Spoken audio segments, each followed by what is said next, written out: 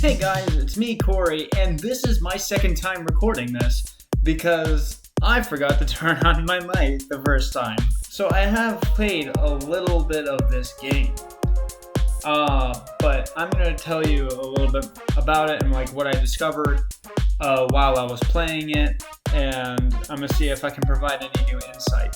So, firstly, when you look at the game, initially it has adopt me and it has the exclamation mark, basically commanding you to adopt me. Adopt me. Seriously. Adopt me.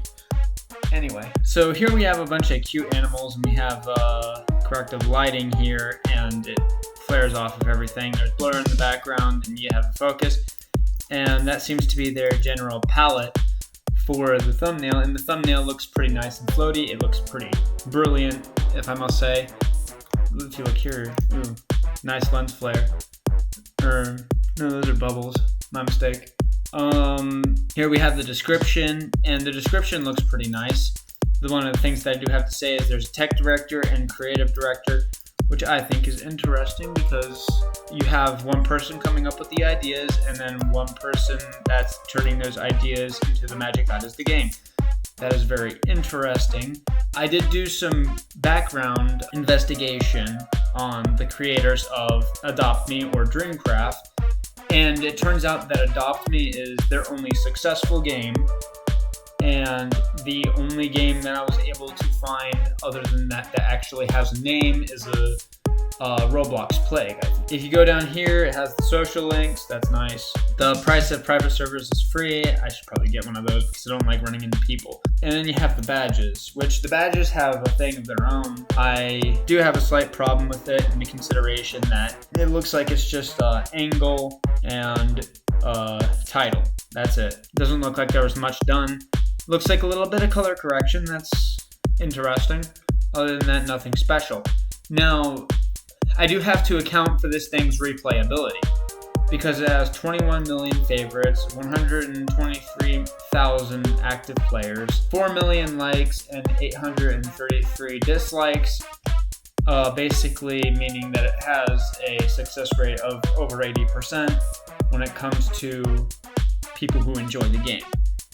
And one of the things that I do have to say is it's a very replayable game. It has a total of 23 billion and a like ratio of 4 million to 833,000. If you compare those numbers, one significantly bigger than the other, they're getting a lot of traffic in their game. So if they're getting a lot of traffic in the game, then that means that a lot of people are playing it more than once if it's so highly rated like that. Correlation, although it might not be causation. One of the things that totally blew my mind when I first laid eyes on this game was the store.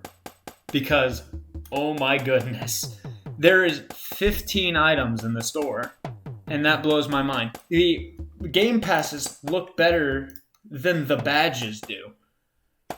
And I get that. They're making money off of these. They're not making money off the badges, but it just... I appreciate consistency as a developer myself, and I'm pretty sure that everyone else does too. And it seems that Adopt Me, in my opinion, it's probably right, it might not be. It really, honestly, looks like a pretty looking cash grab. But I do like the game. I'm not disparaging Dreamcraft in any way. I do like the game. I like the development. I just think that it doesn't function as well as it looks, if that makes sense. So I'm going to go into the game real quick, and I'm going to show you guys what I mean by that. So one of the things I really like about it is the loading content screen. It has a bar actually right here, and it loads, but it didn't load for me that time, but it's a bar that goes across. And I noticed that the first time I came on, it took it 15 seconds to load. Now it was instantaneous, so it might have just been a fluke. One of the things that I've noticed right off the bat is, it has the Adopt Me and it has the current event, which is pretty cool. But over here it has Squirrel and Unlock. If you click it, it's a premium, which I guess is okay. You can push for premiums every now and then. Follow us on Twitter, that's cool. Subscribe on YouTube, yeah, that's cool. Choose a role, baby or parent. I'm gonna choose parent. Are you subscribed to Play Adopt Me on YouTube? I'm not really sure how to respond to that. So I know what happens if you click no. It'll tell you that there are perks to subscribing to Play Adopt Me on YouTube.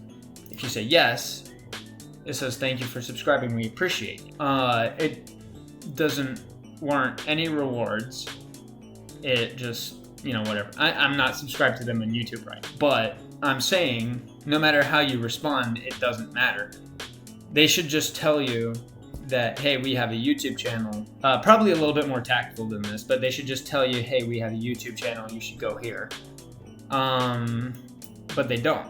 So we also have daily rewards, which is not a short order at all. That is actually impressive. Not a lot of game developers know how to do that, but you can just like quickly look it up on the API. One of the things I really like about this is I think they're trying to pamper me here because my animal is CoCo, right? Like he is the mascot of King's Entertainment. Why wouldn't I like this? But you could literally just chill at your house or whatever for whatever amount of time, but your animal will only progress in age or whatever when you go and fulfill a task. He's thirsty. Give him some jogging milk, I guess. It also keeps you on your toes by telling you to feed your pet or whatever. So that is pretty interesting. As you can see, he's been promoted to junior. However, it doesn't really seem to have any warranting effects. It seems to just, now it just says junior. Now, I've not really played this game too in depth, but I'm gonna exit my house now. So overall, the game looks pretty nice. My graphics are pretty low and it still looks beautiful. It states pretty clearly where your home and your exit are, and I'm just gonna leave. I have no idea what I just said. So as you can see, the GUI looks beautiful. One of the things that I do have a qualm with is if I can go to an interceding road somewhere. Right here. Okay, so as you can see, the roads intercede here, and it causes like a glitching effect. You probably can't see it because of the quality. But, so there's a glitch, and I'm just gonna go over here. Person's speaking Hebrew, I think. I don't speak Hebrew. I speak English. Maybe you've heard of it. I don't know, there's a variety of languages here. I like that. I will find a way to quench your thirst, doggo. Okay, there we go. Yes, I'm going to the farm shop. So the game really does keep you on your toes by telling you that, hey, you need to do stuff and you need to do it now. I also like the when the dog just asks for food or whatever. Close. I have no interest in parties right now. I didn't even know that was a thing. It would be nice if the game didn't stop me whenever it felt like it. But I do like this, how do I put it? This arrow thing. It seems to be using like a pathfinding script or something, where it just takes the path and then it like demotes the position of it to floor level, or like to the floor level of the player, which I think is very interesting. This game has me on my toes all the time, which, you know, that's a respectable quality. I can run faster than you, doggo. Oh, now you need to go to the hospital. Okay, there's a lot to do, apparently. Oh yeah, by the way, the animations on this game are perfect. I like it. Fun is paramount over hygiene. Okay. Maybe don't roll around in the mud all of the time. I'll have you know I'm a master of sprinting to get my dog places. I feel like this is an allegory about me and my channel trying to sprint to get everything done, but always coming up short. And my dog is running around like he's crazy. This is sort of kind of terrible. Okay. He's a preteen now, huh? Still hasn't grown vertically. or horizontally. Still hasn't grown at all.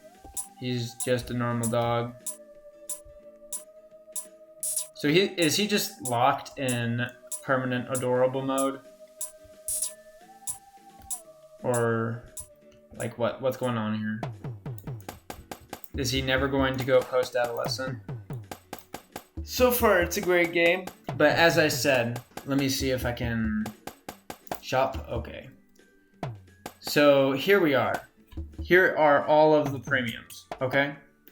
So you have buy bucks, which is, let's see, there's 6 total premiums in there. So we have 6, 7, 8, 9, 10, 41. 41 total game passes and premiums. Oh my goodness, that is a lot, to say the least, actually. That's pretty crazy. I'll feed you in a minute. I like this game. I want to like this game. It looks beautiful, but overall, I have to say, I'm not really its target demographic, so I don't know how much room I have to speak here, but I don't like it personally. I mean, I like it, but I don't like the gameplay of it. I'm not its target demographic, as I said before, so I can't really just see me spending days at a time playing this game. However, it is a very good looking game, and there's like, 31 premiums, which is absolutely insane. It's an axiom, right? Of if you make it to the front page with 3 game passes or 3 premiums and less, I have mad respect for you. Every developer has mad respect for you if you make it to the front page and you have no paid premiums. Like Phantom Forces, I think they had like 2 premiums, not including separate dev products. And yeah, I think that's it. If you have less than 3 game passes, mad respect. If you have like 3 to 5 or like 3 to 6, that's sort of kind of respectable. But like any more than like 10 is pretty ridiculous. That's like pay to have more fun. Like, you don't get to experience the full game until you buy this. That's sort of kind of terrible for me. So like if we look at the passes here, they don't really give you a whole lot. Premium faces, 200 Robux. That's way too much for that. Premium plots, I'm not really sure what that is, so I'm not really going to say anything about that. Pet horse, okay, I get that. Some people want horses. Starter pack, okay. I don't know why it'd be considered a starter pack, considering like when you just start the game, why would you want to spend any money on it? Gliders, 400 for a glider. I don't get it either. The VIP is 500. Supercar pack is 1,000. Royal carriage is 1,500. Millionaire pack, okay. So pet griffin's 600. Which, you know, 600 is like $6 worth of Robux that you're spending on a pet. And the millionaire pack is $13, right? Of money that you're never gonna get back. That to me is gross. Like, just to get a better looking house, no real advantage. It just looks cool. Which, you know, if you're a very vain person and you care about how your stuff looks, go on. I mean, especially like if you like the game, by all means fund it. I'm not downplaying that. This game is a great game, and if someone wants to fund the game, I don't really care. You should fund the game if you like it. It's just, this is too much. Like, if you were to buy all of this, that would be close to like, what, $30? More than that. The Royal carriage is $15. Could you imagine, like, being a kid, which some of you probably are, asking your mom for a $20 Roblox card, and then spending most of it on a Royal carriage? Like, that to me is poor developmental thought processes. But I digress. So I went on to the Dreamcraft group, 7 million members. I looked at all of the stuff, and it looks like it's all testing grounds pretty much for Adopt Me. Which, to make a group dedicated to one game rather than like a style just seems kind of absent-minded, if that makes sense. So, like, you could make another game. You can make another game to tailor to more vast audiences. Your Adopt Me is not going anywhere. It's good as it is. You don't need to add anything else. I mean, I guess if you want to stay relevant, you could. So, the Twitter's title is Play Adopt Me. The YouTube channel is Play Adopt Me. The Discord channel is, guess what? Play Adopt Me. It's not Dreamcraft. It's like they're dissociative with their game. Or over-associative. They're, how do I say it? Dismissive of Dreamcraft as a whole and more tailored towards Adopt Me, if that makes sense. Which I feel like if they wanted to, they could make a much better game than Adopt Me, because looking at it, I'm not downplaying that it's not a good game, but it's a good game. It is a good game. I want to say that very fervently. It is a good game. But it's the only game that they have. And that just kind of, as a developer, I can't really gauge where they're at with development off of that one game. And the one game that here New Fizzy has, the Roblox Plague, at some point I downvoted it. I don't even remember that. I think it was because it requires 2 players to play it. So I wanted to play it just to see if I could, maybe get into it, like maybe understand a little bit. And I get in, and you'll notice that it takes strength to run, you sprint, login bonus, a few other things. You have an Epic Radio, which is a premium, of course, shop. Here, what do we have? Balance, 50 credits, and then right off the bat, you get the... Oh, someone joined. Cool. You get the option to buy more credits. So I guess we're going to be able to judge this game as well. Welcome to International Soccer Stadium. The plague will arrive in 47 seconds. Hide before the plague comes. Hide? So you can't, attack? Okay, well, I'm going to stay here. Because if horror games are any testament, being in the locker does not hurt.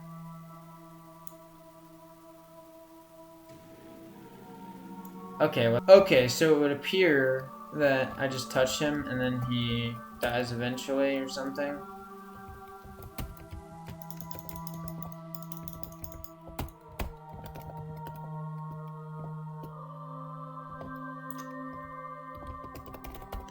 I'm gonna talk with this guy for a second, see if he's got any insight. Okay, so it looks like more people are joining us. I'm gonna see if it actually does get fun. And this guy's already asking me for Robux. I guess that's my solution should be to leave. But I'm gonna stay here for a minute and see if something happens. Does that have any bearing on me? Okay, no. CoCo Boy's got this, I think. I feel like this game was poorly executed, overall. I'm pretty sure they weren't paying attention to me or something. That's probably what's taking them so long. There we go, Star Wars reference. So I've made games like zombie games before. One of them was a failed experiment with Star Wars. It was pretty good up until we gave up on it. And then there was another that was like an old-fashioned one. It was R6. And it was pretty decent. Maybe I'll show you guys sometime when I do a satirical version of this series where I review myself. I know how hard it is to make a zombie game, especially like with all the pathfinding. And it's much easier to make a tag game because you're like, Well, if I can't make a pathfinding script, then I'll just use players because they have the best pathfinding script of all time. But the thing is, you can hide from other players, like this. So other than that, it doesn't look like they have much games. There's a few untitled games. I'm actually going to get into that with the Think. Let's go to this place. Let's see if it has any point of significance.